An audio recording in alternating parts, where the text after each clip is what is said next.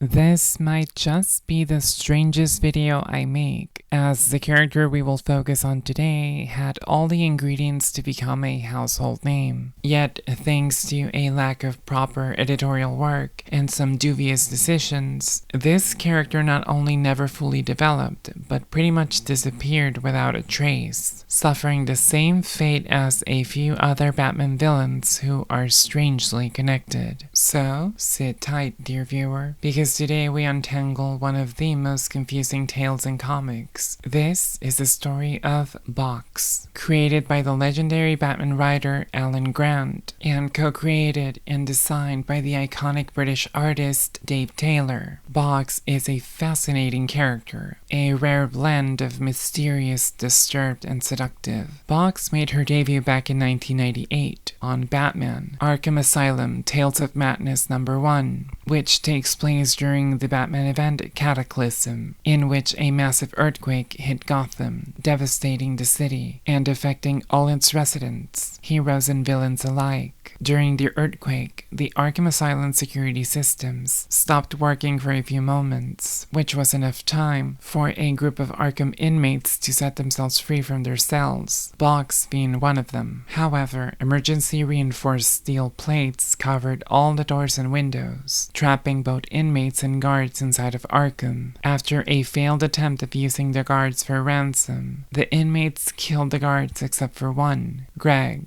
only to then come up with a contest where each inmate told a story to Greg, until Greg decides which story is the scariest. The winner gets to kill the last standing guard. Box was the first to tell her story, her own story, revealing her real name to be Lisa, as well as some intimate details about her past, her troubled childhood, and living in a highly abusive household where her parents were extremely violent against each other, neglecting Lisa and her younger brother David, and making Lisa develop violent, disruptive behavior as well, repeating the same pattern towards her little brother, until eventually things escalated to a point where Lisa's mom ended her husband's life with a broken bottle. It's here that it's revealed that Lisa had been hearing voices in her head for quite a while now, and following what the voices were saying, Lisa savagely replicated her mom's actions against her little brother. Box's story ends with Lisa going up to her mom and telling her that David had been a bad boy, while holding a broken baby bottle full of blood, suggesting that this was Box's first kill. The other inmates then tell their story to Greg, driving him completely insane, becoming an Arkham patient himself, and later being referred to as the Jigsaw Man, because after no winner was declared, each inmate got to mark and claim a body part from Greg. Box claimed the left leg. Now, while this was the first physical appearance of Box, she had been previously mentioned on Batman Villains Secret Files #1 in the story Scream If You Love Me, also written by Alan Grant, in which Box is mentioned among some of Arkham's most notable and dangerous residents, next to the likes of Joker and Poison Ivy. Box went on to appear once again in the three-part story The Waxman and the Clown, also written by Mr. Alan Grant, which takes place right after the events of Tales of Madness. Box appears mostly as a background character, with very few lines. At the end of Part 3, after basic supplies start running out, all Arkham inmates are released out in Gotham to fend for themselves, and this would be the last time we would ever see Box, at least as she was originally conceived. But here is where it gets a little bizarre. Box debuted next to another interesting female Batman villain, Witch, also created by the late Mr. Alan Grant. Like her name suggests, Witch is a witch who was burned at the stake during the Salem trials, and who has reincarnated across multiple generations. Now, despite appearing on the same stories and being seen next to one another, these two characters seemingly have no association between them, if not for one thing. Both writers, artists, and even the characters within the story confuse these two ladies, something that makes no sense, because these two ladies are quite different from each other. They have different abilities, motifs, looks, and even a different race. But regardless, in Shadow of the Bat 80, lady, which appears briefly, but she acts like and is referred to as Box. She even sports Witch's pentagram on her forehead, but complains about the voices being absent for days, which is something that Witch never suffered from. So it really makes you wonder, was this done purposely or out of spite? Is it the result of a lack of editorial work, or nothing more than a simple mistake?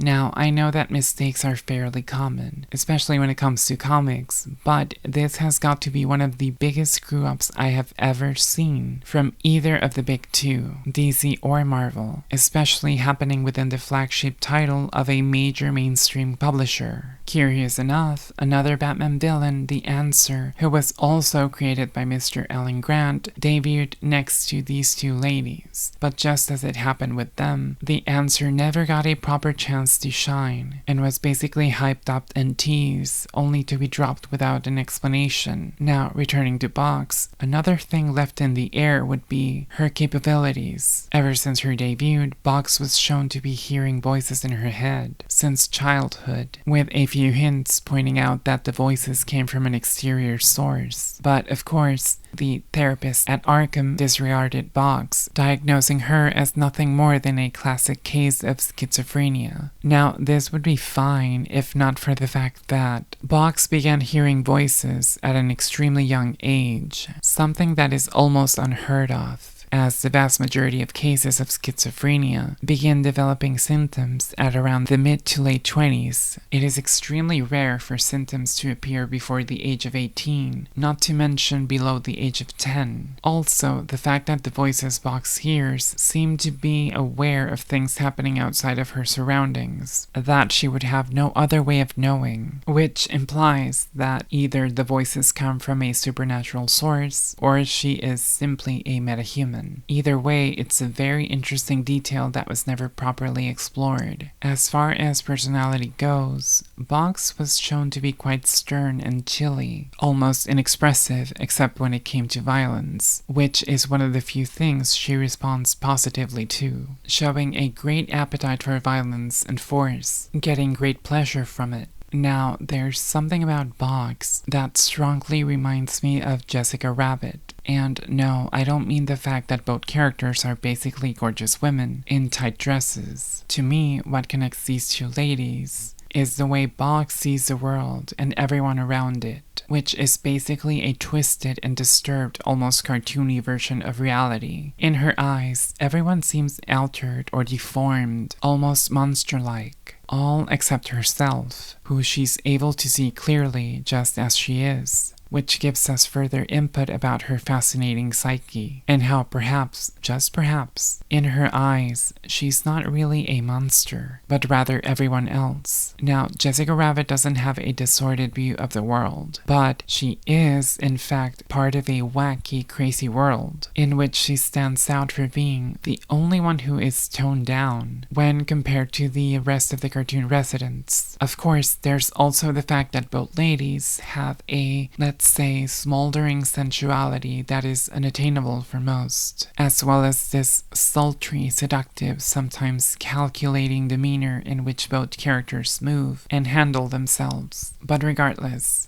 after those brief appearances, Box disappeared following the events of the three-part story The Waxman and the Clown in 1999. In that same year, Box creator Alan Grant was fired from Batman's Shadow of the Bat after an impressive 82-issue run, having created some of Batman's most iconic characters, like Scarface, Jeremiah Arkham, Anarchy, Ratcatcher, Sass, and even Arizona, Catwoman's short-lived ally. Now, I have to presume that this departure from the Batman-related titles is the main reason for the disappearance of Box, though there really is no way of knowing for sure, because sadly, Mr. Alan Grant passed away on July of 2022, and since artist Dave Taylor moved on to other projects and doesn't allow private messaging, we can only infer as to what plans were in store for Box before before DC switched creative teams, and just how famous or popular Box might have become had she not been sabotaged. And after almost 30 years of absence, Box was recently seen in Teenie Howard's Catwoman run as a fellow prison inmate and one of Selina's apprentices, as nothing more than a background character, sadly, who bears little to no resemblance to the original Box. Now, is there a future for the real Box? I sure hope so, because despite her brief and short-lived history, she is by far one of Batman's most interesting female villains, and she deserves far, far better. Thank you very, very much for watching. Hope to see you in the next one. Be safe and well. And remember, it's Box, not Box. Box. You know, like box. B-O-X.